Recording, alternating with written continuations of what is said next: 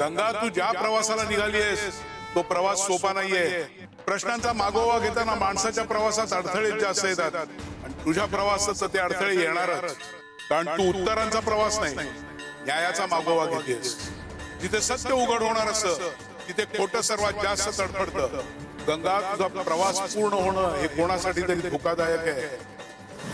तो कोण आहे हे तुला हळूहळू कळेलच. तो गोवर्धन आहे. काल रात्री त्यांनी तुझा जीव घेतला नसला तरी तो तुला अडवण्याचा प्रयत्न करणारच. पण पापाला शिक्षा जितकी जवळ दिसायला लागते तितका तो विवेकापासून दूर जायला लागतो. पण त्याला हे माहिती नाहीये की ज्याच्या पाठीशी स्वामी उभे असतात त्याची वाट अडवणं तितकंच सोपं नाहीये.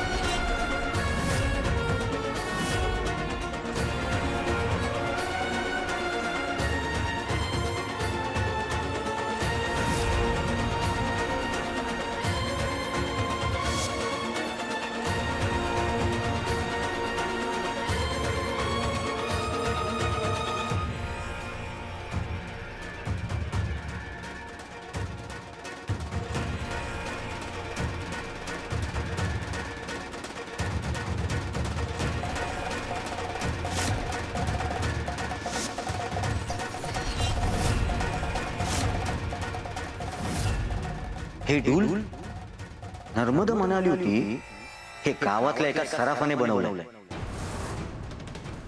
हे ढूल कोणाचं आहे हे आता माझ्या लक्षात आलं. हे हिच्याकडे असता कामा नये. हे ढूल घेऊन ती जर सराफाकडे पोहोचली तर हिला तिचं सत्य कळू शकेल आणि मी असं होऊ देणार नाही.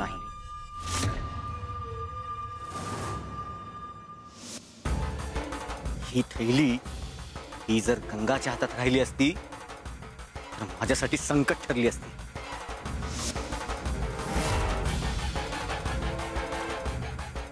इतक्या वर्षानंतर हे पुन्हा माझ्यासमोर कसं आलं. मी तर समजलं होतं की सगळं संपलं, सगळं मागे पडलं.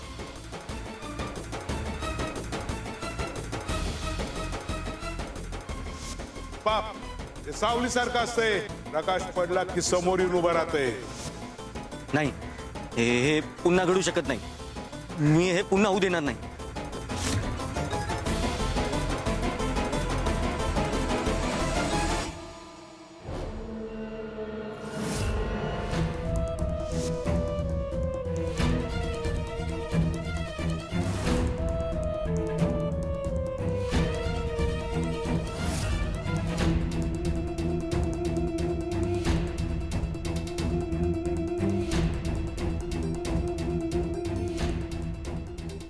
तुझ्या प्रश्नांची उत्तरं, तुझं सत्य आणि माझा भूतकाळ हे सगळं या छोट्याशा थैलीत बंद आहे.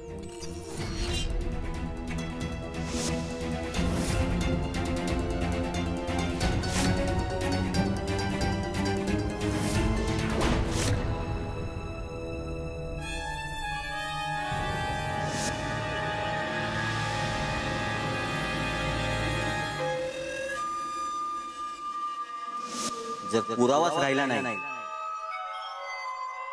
प्रश्न उरणार नाही.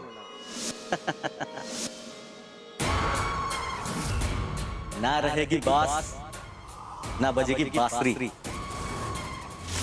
आता शोध घे गंगा. कशाचा घेतेस ना तेच बघ.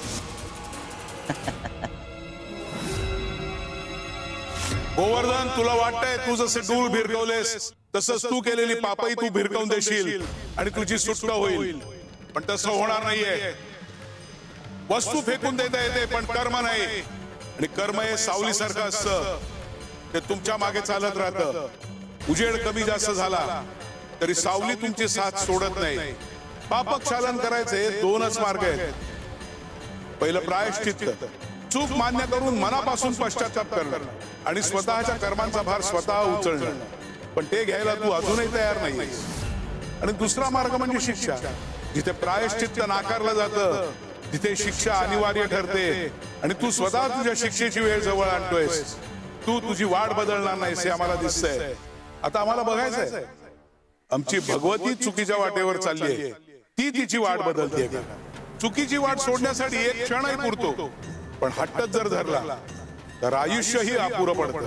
शिवहर शंकर नमामि शंकर शिव शंकर शंभो, हे गिरिजापती भवानी शंकर शिव शंकर शंभो.